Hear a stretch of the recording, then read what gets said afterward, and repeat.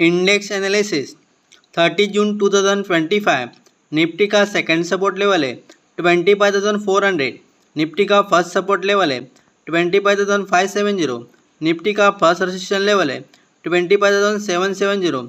Nifty का second resistance level है 25,950। Bank Nifty का सेकंड सपोर्ट लेवल है 50,695। बैंक निफ्टी का फर्स्ट सपोर्ट लेवल है 56,755। बैंक निफ्टी का फर्स्ट रेजिस्टेंस लेवल है 58,360। बैंक निफ्टी का सेकंड रेजिस्टेंस लेवल है 59,205।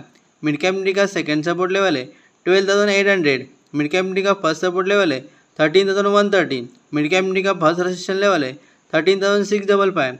मिड कैप निफ्टी का सेकंड रेजिस्टेंस लेवल है 13,925। सेंसेक्स का सेकंड सपोर्ट लेवल है 83,390।